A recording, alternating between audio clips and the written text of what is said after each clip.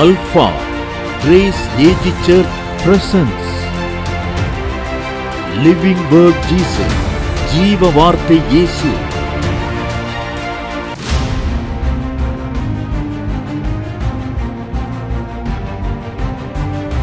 பிரச்சனையிலும் ஜெபிக்க முடியுமா?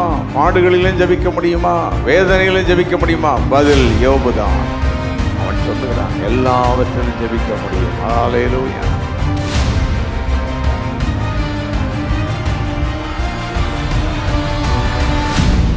என் பாடுகளிலும் என்னை ஜெபிக்கிற ஜெப வீரனாய் என்னை மாற்றும். ஹல்லேலூயா. சிநேகிதர்கள் என்னை விட்டு போனாலும், யார் என்னை விட்டு பிரிந்தாலும், நானோ ஜெபத்தை விடாதிருப்பேன். ஹல்லேலூயா.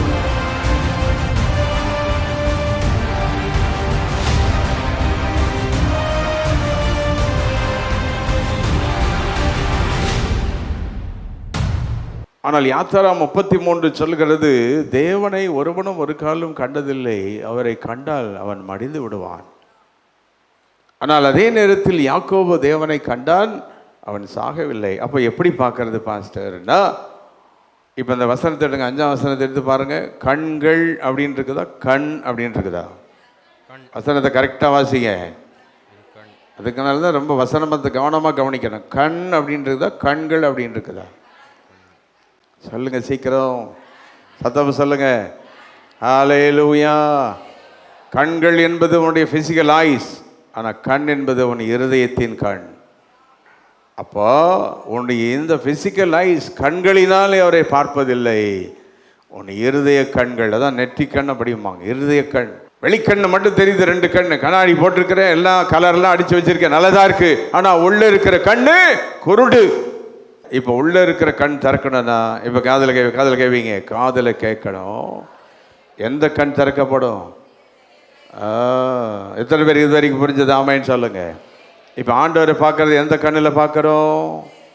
ஹல்லேலூயா. அதுக்கு பேர், இன்னொரு பேர் என்ன? விசுவாச கண்கள். சத்தமா சொல்ல, என்ன கண்கள்? நிறைய பேர் நினைப்பாங்க, பாஸ்டர் ஆராதனையில் கர்த்தர் வந்துட்டாருன்னு சொல்றாரு. எப்படி சொல்றார்?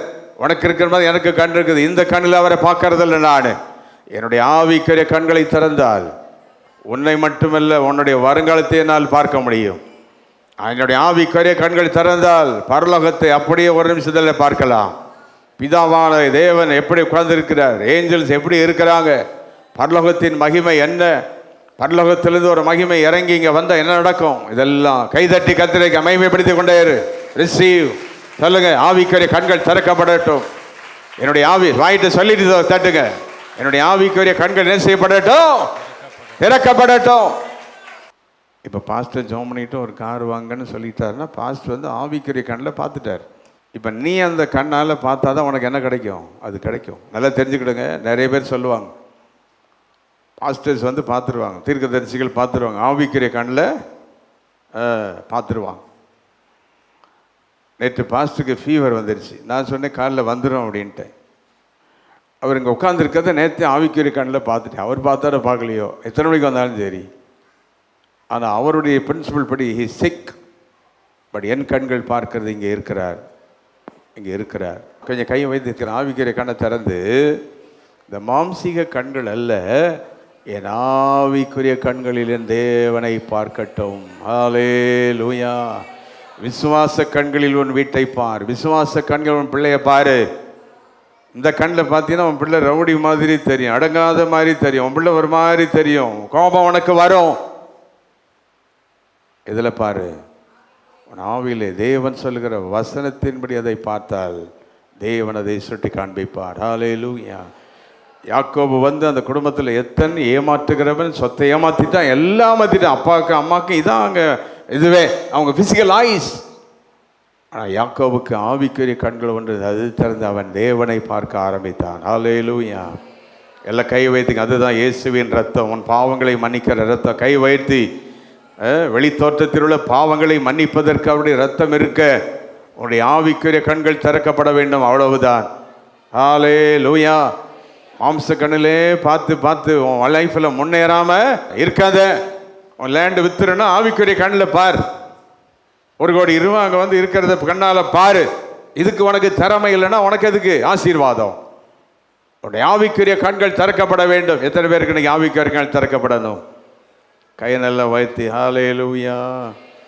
எப்போ பார்த்தாலும் நான் ஃபெயில் ஆகிடுவேன், பாஸ் ஆக மாட்டேன், காலேஜுக்கு போக மாட்டேன், வேலைக்கு போக மாட்டேன், உடம்பு இப்படி இருக்குது. இது ஃபிசிக்கல் ஐஸ். ஆனால் அவருடைய ஆவிக்குரிய கண்கள் சொல்லுகிறது, நீ எழும்பினாய், நடந்தாய், ஓடுகிறாய், உயருகிறாய். தாவீதே, நீ ஆடு மேய்க்கிறவன் அல்ல, ராஜாவாக மாறுகிறவன் நீ. இதான் ஆவிக்குரிய கண். ஹல்லேலூயா. கையை தயவு செய்து எல்லாம் வைத்தும்படி கேட்கிறேன். ஆண்டவர்கிட்ட கேளுங்க, ஆண்டவரே யோபுவுக்கு இருந்த அந்த ஆவிக்குரிய கண்கள் எனக்கு தாரும். நீர் பார்க்கறது மாதிரி நான் பார்க்கணும். யோபு பார்த்தான் தேவனை. யோபு தன் வியாதியை பார்க்கவில்லை, பிள்ளை செத்து போனதை பார்க்கவில்லை, அண்ணன் தம்பியெல்லாம் ஓடுனதை அவன் பார்க்கல. அதெல்லாம் ஃபிசிக்கல் ஐஸ் தான் பார்க்குது. ஆனால் அவனுடைய ஆவிக்குரிய கண்களில் யாரை பார்த்து விட்டான்? இப்போ கொஞ்ச நேரத்தில் அவனுக்கு அற்புதம் நடக்க போகுது. தோல் சரியாயிடுச்சு, 7 பிள்ளைங்க பிறக்க போகுது, டபுள் பிளெஸ்ஸிங் வரப்போகுது. அன்னைக்கு ஏன் இன்னைக்கு உனக்கு தரித்திரம்? ஏன் ஓடிக்கிட்டே இருக்குது? உட்கார வைங்க. ஏன் தரித்திரம்? உடைய ஆவிக்குரிய கண்கள் திறந்தால் தரித்திரம் இல்லை. மாம்ச கண்ணிலே பார்க்குற வரைக்கும் நீ அப்படி தான் இருப்ப. உடைய ஆவிக்குரிய கண்கள் திறப்பது யாருடைய வார்த்தை? ஹல்லேலூயா. சரியா அங்கே பிரசங்கம் பண்ணுற வார்த்தையை கேட்டால் அப்படியே நீ மாறிவிடலாம். ஆமென். ஹல்லேலூயா. அப்போ யோபுவுக்கு யார் பேசுனா? கர்த்தர் பேசுனா. இப்போ சொல்லுங்க, 5ஆம் வசனம் வாசிங்க. என் காதினால் சொல்லுங்க, எல்லாம் ஒரு கையை காதில் வைங்க. என் காதினால் உம்மை குறித்து கேள்விப்பட்டேன். இப்போ என் கைவிதி சொல்லுங்க. இப்போ பிரசங்கம் கேட்டுட்டே இருக்கிறேன், என்னோட பேசிட்டு இருக்கிறீர் ஆண்டவரே, இதை நான் அப்படியே கண்ணால் பார்க்க போறேன். தேவன் சொல்லுகிறது, ஊழியக்காரங்க சொல்றத நான் கண்ணால் நான் பார்க்கிறேன். ஹல்லேலூயா. நீங்கள் ஒரு ஊருக்கு நீங்கள் போகிறீங்க, ஒன்று செய்ய போகிறீங்கன்னு என்று சொன்ன உடனே என் கண்கள் நீங்கள் திரும்பி பத்திரமாய் வந்து சேருகிறதை என் கண்கள் பார்க்கும். தேவனுடைய கண்களுக்கும் உன் கண்களுக்கு வித்தியாசம். நீ ஒரு பிரயாணப்பட்டு புறப்படும் போது இந்த நாள் சென்னையிலே ட்ரெயின் ஆக்சிடெண்ட் ஆகி சுக்குநூறாய் போனது. திருச்சியிலே இந்த நாள் ஒரு பிளேன் 4 மணி நேரம் மேலே சுற்றி கீழே இறங்க முடியாமல் போனது. இதெல்லாம் உலகம். எத்தனை பேருக்கு புரியுது? வாயத்திறந்து ஸ்தோத்திரம் பண்ணு. மாம்ச கண்ணில் பார்த்தால் அவ்வளவுதான், ஆனால் ஆவிக்குரிய கண்களில் பார்த்தால் பிழைக்கலாம். மேலே ஆண்களுக்கு ஆவிக்குரிய கண்ணு ஒன்றும் வேண்டான்னு நினைக்கிறேன். இல்லை, வேணும்னா கை தூக்கி ஸ்தோத்திரம் பண்ண ஆரம்பிங்க. உன் பிஸ்னஸ் ஆவிக்குரிய கண்களில் பாரு, உன் குடும்பத்தை ஆவிக்குரிய கண்களில் பாரு. மாம்சத்திலே பார்த்து மாம்சம் அழிந்து போகும், ஆனால் ஆவியோ என்றைக்கும் நிலை நிற்கும். ஹல்லேலூயா. அப்போ யோபு அங்கே தேவனை கண்டான், தேவனை கண்டான், தேவனை கண்டான் ஆண்டவரோடு. அப்போ முதலாவது ஜோப் spoke to God wisely. Secondly, Job recognized God's power. மூன்றாவது கவனிங்க, இப்போ முக்கியமான இதுக்கு கொண்டு போறேன். வேதத்தில் ஆண்டவரை எப்பொழுதெல்லாம் யார் பார்த்தார்களோ அவர்களெல்லாம் தன்னையும் பார்த்தார்கள். ஆண்டவரை நீ பார்த்துட்டீங்கன்னா உன்னை பார்ப்பீங்க. வாசிங்க, ஏசாயா 6:6, 6:1 கர்த்தரை கண்டான். கர்த்தரை கண்ட உடனே அவன் தன்னை பார்க்கிறான். தன்னை பார்த்தால் வாசிங்க 6:5. ஐயோ நான் அதமானேன். முதல் வசனத்துல சொல்றான், யாரை பார்க்கிறான்? உயரமும் உன்னதமுமான தேவனை பார்க்கிறான். கவனிங்க, முக்கியமான காரியத்தை சொல்ல போற ஜெப வீரர்களுக்கு, ஜெபிக்கிறவங்களுக்கு இன்னைக்கு கர்த்தர் பேசிட்டு இருக்கிறார். அப்போ தேவனை ஒரு மனிதன் பார்த்து விட்டால் அவன் உடனே தன்னை பார்க்கிறான். தன்னை பார்த்தால் அவன் சொல்றான், நான் யாரு? தகுதியற்றவன். எப்படிப்பட்டவனா? தகுதி இல்லாதவன். ஐயோ நான் அதமானேன். ஹல்லேலூயா. இன்னைக்கு ஏன் விசுவாசிகள் பெருமை அடிச்சுக்கிட்டு இருக்கிறாங்க? பெருமை பித்துக்களையும் அவங்க படித்த படிப்பெல்லாம் அப்படி தூக்கி போட்டுட்டு இருக்கிறாங்கன்னா யார் அவங்க பார்க்கல. நீ தேவனை பார்த்துட்டீங்கன்னா நீ ஆண்டவர் முன்னால் இருக்கிறத சொல்லுவேன், நான் யார்? ஒன்றுமே இல்லை. ஐயோ நான் என்னானேன்? அதமானே. நான் சாதாரண மனிதன், ஆண்டவரே என்று தன்னை தாழ்த்துவார்கள். இன்னைக்கு ஏன் நிறைய விசுவாசிகளுக்கு பெருமை? அப்படியே ஒரு வீடு இருந்துட்டா போதும், காலரை தூக்கி விட்டு கட்டுறது, ஒரு கார் இருந்தால் அப்படியே கையில் ஒரு நல்ல வாட்சு கட்டிட்டா போதும், பெருமை வந்துடும். ஒரு நகையை போட்டுட்டா ஆட்டிக்கிட்டே இருப்பான், ஒரு ஜல்ல கழுத்தில் போட்டு இப்படி இப்படின்ட்டு கிடப்பான், அவன் பெருமை. ஆனால் தேவனுக்கு முன்னால் உடனே நீ பார்த்தீங்கன்னா, அந்த யோபு சொல்கிறத கொஞ்சம் வாசிங்க. 42 அதிகாரம். யோபு தேவனை பார்த்தவுடன் என்ன நடந்தது? என்னை நான் அருவருக்கிறேன். ஐ abhor myself. ஆகையால் நான் என்னை அருவருத்து. தேவனை பார்த்த உடனே அவன் சொல்றான், என்னை நான் என்ன செய்கிறேன்? அருவருக்கிறேன். அப்படின்னா தன்னுடைய அன்வர்தினஸ், தன்னுடைய தகுதியற்ற நிலையை அவன் பார்க்கிறான். விசுவாசிகளே, உன் பெருமை இருக்கிற வரைக்கும் நீ முன்னேற மாட்டேன். உன் பெருமை பெருமை பெருமை, குடும்பத்தை பற்றிய பெருமை, பணத்தை பற்றிய பெருமை, வேலையை பற்றிய பெருமை, உன்னுடைய காரியங்களுள்ள அந்த ப்ரைட பெருமை. எத்தனை பேர் இன்னைக்கு தேவனுக்கு முன் தாழ்த்த விரும்பினால் மட்டும் கரங்களை வைத்து ஜெபம் பண்ணும்படி கேட்கிறேன்.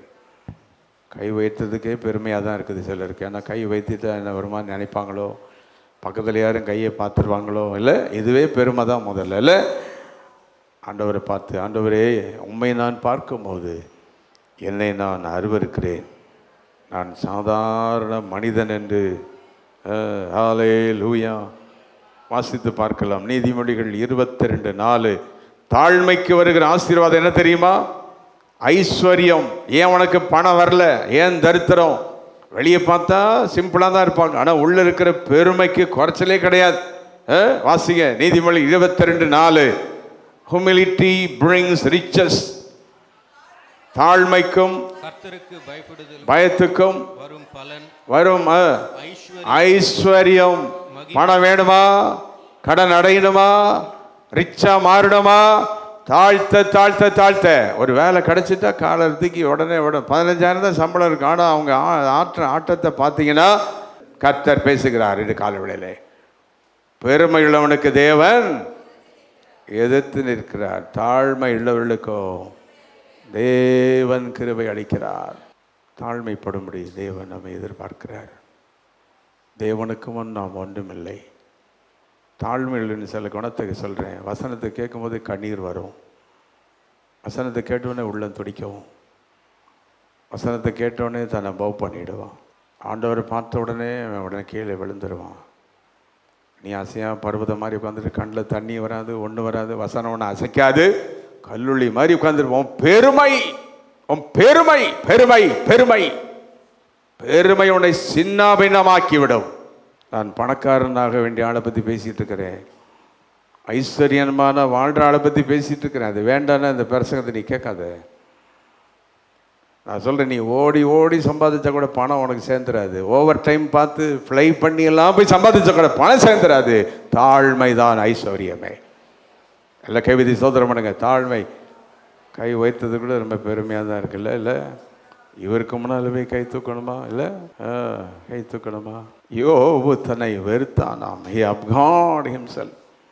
தேவனுடைய மகிமை கண்ட எந்த மனிதனும் தன்னை தாழ்த்துவான். ஹல்லேலூயா. அவருடைய மகிமைக்கு முன்னால் நான் ஒன்றுமில்லை. ஹல்லேலூயா. அதுக்காக நான் சொன்னேன்ட்டு ஆஃபீஸில் போய் சேரில் உட்காராம கீழே உட்காந்துடாதீங்க. அதுக்காக ஆஃபீஸுக்கு போகும்போது கிழிஞ்ச சட்டையை போட்டு போகாது. இதெல்லாம் டூப்ளிகேட். இதெல்லாம் டூப்ளிகேட். அந்த மாதிரி தாழ்மையை நான் பேசலை. தாழ்மை என்பது உள்ளத்தில் இருக்கிறது, வார்த்தையில் தான் இருக்கிறது. ஹல்லேலூயா. பெருமைக்கு தேவன் எதிர்த்து நிற்கிறார். தாழ்மை உள்ளவனோ ஐஸ்வர்யவானாய் மாறுவான். பணக்காரனை நீ மாறணும்னா முதல்ல என்ன செய்? தாழ்மை. யாருக்கு முன் தாழ்த்தணும்? உங்கள் ஊரில் யாருக்கு அந்த ஏமாத்திட்டு கிடக்கிறத சொல்லலை, யாருக்கு முன் தாழ்த்தணுமா? எல்லாம் கையை நல்லா வைத்து ஹல்லேலூயா. உன்னாலும் சாட்சி சொல்ல முடியுமா? பணக்காரன் ஆயிட்டானா சைக்கிளில் போனதை சொல்ல மாட்டான். பார்த்துருக்கீங்களா? சிலர்லாம் பணம் வந்துருச்சுன்னா 5 பைசா இருந்து கஷ்டப்பட்டேன்ற சொல்ல மாட்டான். பெருமை, பெருமை. கைவைத்தி தாழ்த்த முடிந்த சபையே தாழ்த்து. நமக்கு போதும் அந்த பெருமை. உன் தரித்திரத்துக்கு காரணமே உன் பெருமை தான். ஒன்றும் இல்லைனாலும் நம்ம வாழ்க்கையில் இருக்கிற பெருமை மிக பயங்கரமானது. பெருமை. ஆனால் யாருக்கும் நம்மை தாழ்த்து பழக வேண்டும். ஆமாம், ஜபம்னா தாழ்த்திடு, ஆராதனை தாழ்த்து, வசனத்துக்கு முன்னால் பணிஞ்சிரு, தேவன் வந்தா விழுந்துரு விழுந்துரு, அவ்வளோதான். He abhorred himself. அப்போ முதலாவது அவன் தேவனை பற்றி சரியாக பேசினான். தேவனுடைய வல்லமையை அவன் உணர்ந்தான். தேவனுடைய வல்லமையை உணர்வதற்கு அவன் காதாலே கேட்டான். கேட்கறதா ரொம்ப முக்கியம். ஏன் இவ்வளோ டைம் எடுக்கிறேன் கர்த்தருடைய வார்த்தைக்கு? கம்யூனியன் 5 நிமிஷம்தான். சிலர்லாம் கம்யூனியனுக்கு வருவாங்க. இன்னைக்கு கம்யூனியன் இருக்கு, இதை வாங்கிட்டு போயிடலாம். யாருடைய வார்த்தை மிக முக்கியம்? சும்மா போய் காணிக்க போட்டுட்டு போயிடலாம். Nothing doing. கர்த்தருடைய வார்த்தை, ஆராதனையில வார்த்தை வருது, செய்தியில வார்த்தை வருது, இதெல்லாம் சேர்ந்து தான் இதெல்லாம் மற்றெல்லாம். அப்போ தெய்வனை ஆராதிக்கிற ஆராதனை, தேவனுடைய சமூகத்தில் வர்றது கேட்கணும். நல்லா அவரை பற்றி என்ன செய்யணும்? கேட்கணும். Recognition of the inability of Job. யோபு தன்னால் இயலாது என்று அறிந்தான்.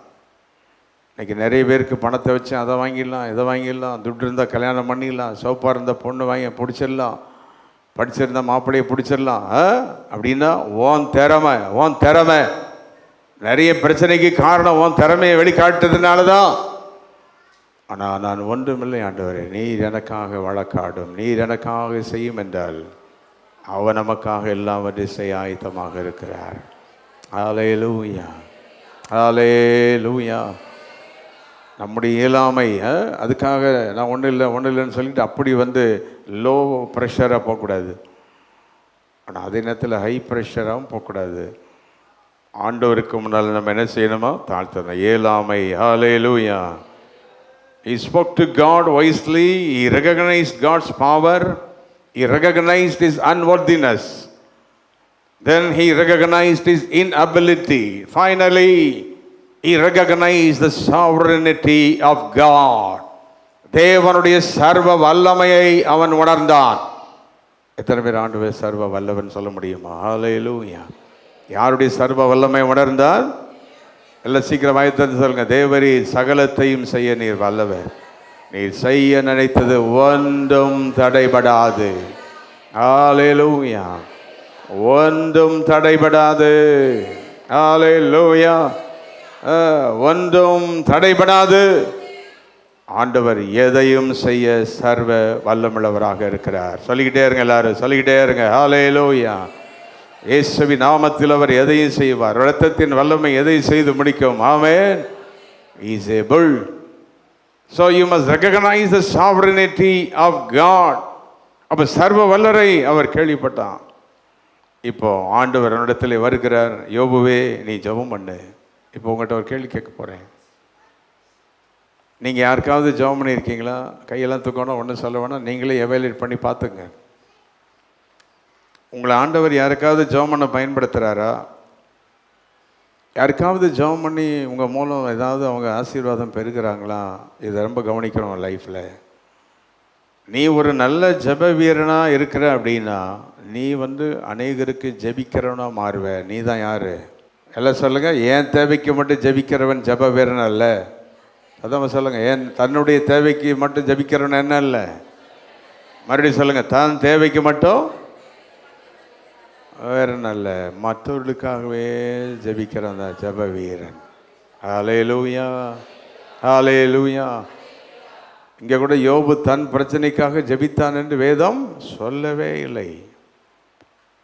உங்கள் பாஸ்டர் தான் பிரச்சனைக்கு என்னைக்கா உங்களுக்கு ஜெபம் பண்ண சொன்னாரா? என்னைக்கா சொல்லியிருக்காரா? உங்கள்கிட்ட சொல்லியிருக்கனே என் பிரச்சனையே? Never never never never never never. ஆனால் உங்களுக்காக நான் ஜெபம் பண்ணுவேன். நான் எவ்வளோ இக்கட்டில் இருந்தாலும் உனக்காக ஜெபம் பண்ணிக்கிட்டு இருப்பேன். எவ்வளோ பாடுகள் வழியை நான் போனாலும் உனக்காக ஜெபம் பண்ணுவேன். எவ்வளோ வேதனை இருந்தால் உனக்கு ஜெபம் பண்ணுவேன். 97ஆம் ஆண்டு சிஸ்டர் அவர்கள் ரெய்னி ஹாஸ்பிட்டலில் இருந்தபோது 6 மாதங்கள் ஒரு ஐஸ் பாக்ஸில் அவங்கள வச்சு ட்ரீட்மெண்ட் பண்ணிகிட்டு இருந்தாங்க. 6 மாதம் இங்கேருந்து 2 வீலரில் ஹீரோ ஹோண்டா வச்சுருந்தேன். ஆலயம் நடந்துக்கிட்டு இருக்கோம். திங்கக்கிழமை காலை போய் ஹாஸ்பிட்டலில் உட்காந்துருப்பேன். அந்த பெட்டு பக்கத்தில் எல்லாவற்றையும் செய்து விட்டு அங்கேயே இருப்பேன், சாப்பிடுவேன், அங்கேயே படுத்திருப்பேன். நான் ஒன்றும் ஆஸ்பத்திரி தெரியாதெல்லாம் கிடையாது. டோன்ட் திங்க் தட் ஐ ஆம் an ordinary fellow. I know every thing. 6 மாதம் தேவன் எனக்கு அந்த அனுபவத்தை கொடுத்தார். சிஸ்டர் அந்த இதில் படுத்திருப்பா, கண்ணாடியில் அவங்களுக்கு சாப்பாடு உள்ள கொடுப்பாங்க. அப்போ சிஸ்டர் அடிக்கடி சொல்லுவாள், நான் செத்து போனாலும் நீங்கள் அங்கே தான் போய் ஊழியம் செய்யணும் அப்படின்னு சொல்லுவாள். இதெல்லாம் எங்கள் சாட்சி. நாங்கள் ஒன்றும் சும்மா ஊழியக்காரங்களுங்க இல்லை. We are not ordinary people. God has called us. உடனே சனிக்கிழமை காலை புறப்பட்டு அங்கேருந்து வருவேன். ஹீரோ ஹோண்டா எடுத்துகிட்டு அந்த ரெய்னி ஹாஸ்பிட்டலேருந்து புறப்பட்டு வருவேன். அங்கே எங்களுடைய ரிலேட்டிவ்ஸ் எல்லாம் பார்க்க சொல்லிவிட்டு கவனிக்க சொல்லிவிட்டு புறப்பட்டு இங்கே ஆராதனை நடத்துக்கு வருவேன். சனிக்கிழமை ஜெபங்கள் நடக்கும். அந்த ஹெல்மெட்டை போட்டுக்கிட்டு ஹீரோ ஹோண்டா ஓட்டிகிட்டு வரும்போது என் கண்கள் அழுது கொண்டே ஜெபம் பண்ணிகிட்டே வருவேன். ஐயோ, நீர் சர்வ வல்லவர், நீர் என்ன செய்தாலும் உடைய நாம என்று சொல்லி தான் அப்படியே வந்து சேருவேன்.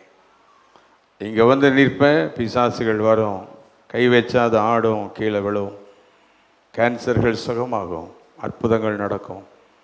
சாயங்காலம் கிராமங்களுக்கு போவேன், கடலூர் அங்கங்கெல்லாம் போவேன், போய் சுற்றிட்டு வருவேன். அடுத்த நாள் ஞாயிற்றுக்கிழமை வந்து பிரசங்கிப்பேன், கூட அது பாடக்கூடியவங்க. அப்போல்லாம் என் பிள்ளைகள் சின்ன பிள்ளைகள் எல்லாம், அவங்களுக்கு சாப்பாடு பங்கி கொடுக்க ஆள் கிடையாது. அதையும் சேர்த்து செய்துக்கிட்டு ஞாயிற்றுக்கிழமை ஆராதனை நடத்திவிட்டு திங்கக்கிழமை அந்த பிள்ளைகளை ஸ்கூலுக்கு அனுப்புவதற்கு பிள்ளைகளை ஒருத்தட்ட ஒப்பு கொடுத்துட்டு இந்த 3 பிள்ளைங்களையும் பார்த்துக்கிடுங்க, எல்லாம் செஞ்சுக்கிடுன்னு சொல்லி அவங்ககிட்ட ஹேண்ட் ஓவர் பண்ணிவிட்டு ஆஸ்பத்திரிக்கு புறப்பட்டு போவேன். ஆனாலும் தேவனை விடலை, ஊழியதான். ஏன் 37 வருஷம் நன்றி சொல்கிறேன்டா, என்ன பாடுகள் வந்தாலும் என்னை துதிக்க வச்சுக்கிட்டு இருக்கிறார். அப்போது என் சரீர வேதனைக்காக நான் உன்னை யாரும் ஜெபம் பண்ண சொல்லலை ஒரு நாளும். ஆனால் உனக்காக நான் ஜெபிக்க, நான் படுத்திருந்தா கூட, நான் பெட்டில் இருந்தால் கூட, உட்கார்ந்துருந்தா கூட, எங்கே இருந்தாலும் உனக்கு ஜெபிக்க ஆயத்தம். ஜெப வீரன் என்பவன் தனக்காக இல்லை, பிறனுக்காக மன்றாடுவான். ஆனால் இப்படி பிறனுக்காக மன்றாடி அவனும் ஜெகஜோதியாக தான் இருப்பான். என்ன பாடுகள் வந்தாலும் கர்த்தர் அவனை தூக்கி விடுவார். இல்லை, என்ன வேதனைகள் வந்தாலும் கர்த்தர் அவனை தூக்குவார். என்ன பாடுகள் வந்தாலும் கர்த்தர் அவனை தூக்குவார். அவர் சர்வ வல்லமையுள்ள தேவன். Hallelujah. I practise in my life wherever I go. எந்த ஆஃபீஸ்க்கு போனாலும், எந்த இடத்துக்கு போனாலும் யாருக்காவது ஒருத்தருக்கு நான் ஜெபம் பண்ண பார்ப்பேங்க. அவங்கள கேட்பேன், எப்படி இருக்கீங்க, உங்கள் குடும்பம் எப்படி இருக்குது, உங்களுக்கு பிள்ளைகள் இருக்குதா, வேலை செய்கிறீங்களா, அவன் ஹிந்துவோ முஸ்லீமோ ஹூஎவர் ஹி மே பி, அவனை விசாரிப்பேன். உடனே அவன் நல்ல ஒரு ஆளாக இருந்தால் அவனுக்காக அங்கே ஜெபம் பண்ணுவேன். இதுதான் ஒரு ஜெப வீரனுடைய வேலை. ஒப்பு கொடுக்குற மட்டும் கை வைத்து ஹல்லேலூயா. இன்றைக்கு தேவனுடைய பாதத்தில் வந்திருக்கிறோம். ஏதோ ஒன்று நடக்க போகிறது. இன்றைக்கு ஏதோ ஒரு மாற்றம் உண்டாக போகுது. கர்த்தர் ஏதோ ஒன்று செய்யப்படுற வாழ்க்கை மூலம். God is going to do something. உன் வேதனை வந்து பிரச்சனை இல்லை, உன் வேதனை தான் தேவனிடத்தில் உன்னை சேர்க்க போகுது. உன் பாடுகள் அது பிரச்சனை இல்லை, இன்னும் நீ தேவனை பார்க்க போகிறாய். பத்திரமாகிட்டே இருங்க. Hallelujah. I come to the conclusion of the sermon. I am going to tell the sevenfold blessings that Job received. வேகமாக யோபு பெற்ற 7 விதமான ஆசீர்வாதம் என்ன? God turned his captivity. அவன் சிறையிருப்பை மாற்றிவிட்டார். ஹல்லேலூயா. அவன் அதுக்காக ஜெபமே பண்ணலை, அவ்வளோதான். ஆனால் அவன் சிறையிருப்பை யார் மாற்றிட்டா? சங்கீதம் 14 அங்கே வாசிக்கிறோம், சிறையிருப்பை மாற்றுகிற கர்த்தர். நம்ம ஆண்டவர் யாரு? சிறையிருப்பை 14:7 கடைசி வசனம். கர்த்தர் தமது ஜனத்தின் சிறையிருப்பை திருப்பும் போது யாக்கோபுக்கு இஸ்ரவேலுக்கு மகிழ்ச்சியும் உண்டாகும். ஹல்லேலூயா. அந்த 6 months சிஸ்டர் ரேணி ஆஸ்பத்திரியில் இருந்தபோது அங்கே ஒரு பாஸ்டர் எங்களுக்கு ரொம்ப ஃப்ரெண்ட் ஆனார். அந்த பாஸ்டருடைய குடும்பம், அந்த 6 மாதம் அந்த பாஸ்டருக்கு நான் ஊழியம் செஞ்சு அவர் கூட இருந்த எனக்கு ஒரு சான்ஸ் கிடச்சிச்சு. இன்றைக்கி அந்த பாஸ்டர் ஒரு பெரிய பாஸ்டராக சென்னையில் இருக்கிறார். இப்போ என்னை பார்க்கும்போதெல்லாம் எங்கே பார்த்தாலும் என்னை கட்டி அணைத்து சொல்லுவார், 6 மாதம் எங்களோடு இருந்தீர்கள். இங்கே விட்டேன், ஆனால் இன்னொருத்தர் கூட இருக்க வச்சார்.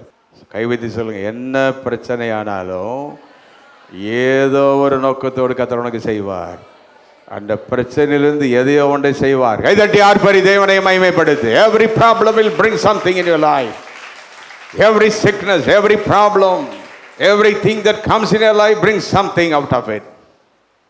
அதனால பிசாசு நம்மளுக்கு பிரச்சனையை போடுறது கூட பயப்படுறான். ஐயோ, பிரச்சனையை போட்டுட்டா கூட அது என்னவா மாறிடும் உனக்கு. கர்த்தருடைய வார்த்தை வந்து கொண்டே இருக்கிறது. தேவனுடைய வார்த்தையை தடை செய்பவன் யார்? கர்த்தருடைய வார்த்தை. தேவன் தீர்க்கதரிசனம் பேசும்போது when the Lord speaks, who can shut him up? அவரை யார் நிறுத்த முடியும்? ஆனால் அன்றைக்கி நீங்களே வந்துட்டீங்க தேவ சமூகத்தில். யார் பேசிகிட்டு இருக்கிறா? நீ போகிற வரைக்கும் உங்கள்கிட்ட பேசிக்கிட்டே இருப்பார். ஆண்டவர் பேசுன்னு சொல்ல கையை வைத்து சொல்லுங்க, கர்த்தர் பேசுவார். சீக்கிரம் தொடர்ந்து. ஹல்லேலூயா. யோபுவின் சிறையிருப்பை கர்த்தர் மாற்றினார். 2வது, he doubled his possession. எல்லாவற்றையும் எப்படி மாற்றினார்? இரட்டத்தனையாய். ஐசாயா 61:7 says, ஏசாயா 61:7 சொல்கிறது, you will receive double. இன்னைக்கு இதெல்லாம் வாக்கு தத்தம் வருது, யாருக்கு வேணாலும் எடுத்துக்கலாம். யார் கூட கர்த்தர் பேசிட்டு இருக்கிறார்? உன் பாடுகளுக்கு பின்னாலே, வேதனைக்கு பின்னாலே டபுள் பிளெஸிங் தான். ஆசிங்க, உங்கள் வெட்கத்திற்கு பதிலாக சத்தமா சொல்ல முடிஞ்சாலும் சொல்லுவோம். உங்கள் வெட்கத்துக்கு பதிலாக இரட்டத்தனையான பலன் வரும். சீக்கிரம் சொல்லுங்க சத்தமா. வெட்கத்துக்கு பதிலாக இரட்டத்தனையான பலன் வரும். நம்ம வியாதி வந்தெல்லாம் அந்த ஆஸ்பத்திரியெல்லாம் போய் அலையும் போது எவ்வளோ விஷயமா இருக்கும்ல. எல்லாம் நம்மளை பார்ப்பாங்க, அவனை வியாதி பிடிச்சவனான்னு சொல்லி நம்மளை பார்க்குறாங்க எல்லாரும். இல்லை, எல்லாரும் பார்ப்பாங்க. வெட்கம். ஆனால் அந்த வெட்கத்துக்கு பதிலாக இரட்டத்தனையான பலனை தேவன் வைத்திருக்கிறார். புரிந்தவர்கள் கரங்களை வைத்து கர்த்தரை ஸ்தோத்திரிப்போமாக. ஹல்லேலூயா. அப்போ ஆண்டவர் அப்படி அவரை ஆசீர்வதித்தார். கவனிங்கள், குறிப்பாக அதில் ஒன்றை சுட்டி காட்டாமல் இருக்க முடியாது. யோபுவின் ஜெபத்திற்கு முன்னால் யோபு செய்ய சொல்லப்பட்டது என்ன? எடுத்துக்கொள்ளுங்கள். யோபு 42 அதிகாரம் 8 வசனம். ஜெபத்திற்கு முன் என்ன செய்ய வேண்டும்? Successful praying people what they have to do என்றால் ஆண்டவர் சொல்லுகிறார், நீங்கள் 7 காளைகளையும் 7 ஆட்டுக்கடாக்களையும் தெரிந்து கொண்டு என் தாசனாகிய யோபிடத்தில் போய் உங்களுக்காக என்ன செய்யுங்க? சர்வாங்க தகன பலி. எல்லாம் சத்தமா சொல்லுங்க. 7 காளை 7 ஆட்டுக்கடா. ஜெபத்திற்கு முன் பலி செலுத்த வேண்டும். சத்தமாய் சொல்ல முடிந்தா சொல்லுங்க. ஜெபத்திற்கு முன் கைவிதி சொல்லுங்க. ஜெபத்திற்கு முன் பலி செலுத்த வேண்டும். ஹல்லேலூயா, ஹல்லேலூயா. நல்ல உற்சாகமா கைதிக்கு சத்தமா சொல்லுவோம். ஜெபத்திற்கு முன் என்ன செலுத்தணும்? The 7 is a perfection number. 7 இல்ல 7 ஆட்டுக்கடா. சரி, ஆண்டவர் சும்மா திடீர்னு சொல்லிட்டாரா, தெரியாம சொல்லிட்டாரா அப்படின்னா வேதாகமத்தில் இது மறைந்து கிடக்கிறது. வாசிங்கள் எண்ணாகமத்தின் புஸ்தகம் 23. எங்கெல்லாம் ஆண்டவரை தேடி போனார்களோ அங்கெல்லாம் பலி செலுத்தப்பட்டது. ஆனால் என்ன பலி செலுத்துறாங்கன்னா, பீலையாம் அன்றைக்கு ஒரு ராஜாவுக்காக ஒன்றை செய்ய போகுமா சொல்றான். 7 காளைகளையும் வாசிங்க. 23:1. பீலையாம் பாலாக்கை நோக்கி நீர் இங்கே எனக்கு 7 பலிபீடங்களை கட்டி 7 காளைகளையும் 7 ஆட்டுக்கடாக்கள். அப்படின்னா ஆண்டவர் எதையும் புதிதாக சொல்லவே மாட்டார். சத்தமா சொல்லுங்க கைவித்து எல்லாரும். நல்லா சொல்லுங்க சத்தமா. ஆண்டவர் புதுசா. இப்ப நான் எதை புதுசா சொல்லிட்டு இருக்கேன்னா இல்ல வேதத்தில் உள்ளது சொல்றேனா? யார் என்ன போய் பாஸ்ட் அப்படி சொன்னான்னு சொல்லாத. நான் சொல்லல. யார் சொன்னதை சொல்லிட்டு இருக்கிறேன்? கர்த்தர் சொன்னதை சொல்லிக் கொண்டிருக்கிறேன். கரங்களை தட்டி கர்த்தரை மகிமைப்படுத்து. What God says, தேவன் சொன்னதுதான். ஆண்டவர் பேசினா முன்னால என்ன உள்ளதோ அதை தான் பேசுவார், புதுசா பேச மாட்டார். 1 நாளாகமோ எடுத்து வாசித்து பார்ப்போம். 1 நாளாகமோ 15:26. லேவியர்கள் 7 காளைகளை எடுத்து பலி செலுத்தினார்கள். லேவியர்கள். 1 Chronicles 15:26. கர்த்தருடைய உடன்படிக்கை பெட்டியை சுமைக்கிற லேவியர்கள் தேவன் அனுக்கிரகம் பண்ணினபடியா அவர்கள் 7 காளைகள். நல்ல கவனிங்க. தேவன் அனுக்கிரகம் பண்ண, குறிச்சு வச்சுக்கிடுங்க. தேவன் அனுக்கிரகம் பண்ண காளைகளை செலுத்து, பலி செலுத்து. நம்ம ஆராதனைக்கு வந்துட்டு எவ்வளவு தூரம் நீங்க தேவனை ஆராதிக்கிறீங்களோ அதான் பலி. ஆராதனைக்கே வராம, ஆராதனையில பாட்டும் பாடாம, கையும் தட்டாம, ஒன்றும் தட்டாம அப்படியே உட்காந்துட்டு போறீங்கன்னா அப்படிதான். நீ எந்த அளவு தேவனுக்கு ஆராதனையில் கர்த்தருக்கு பலி செலுத்துறியோ, பலி செலுத்தனுடைய ஜபத்தை கர்த்தர் கேட்கிறார். ஹல்லேலூயா, ஹல்லேலூயா.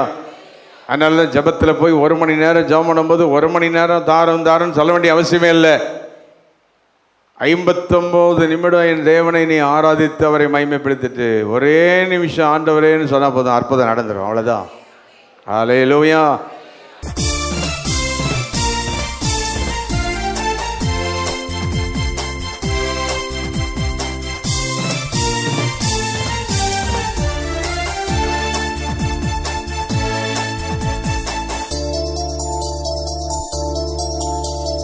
Our address, Reverend J. James Salaman, Alpha Grace AG Church, number 620, East Coast Road, Pudupatnam, Kalpakkam, 603102.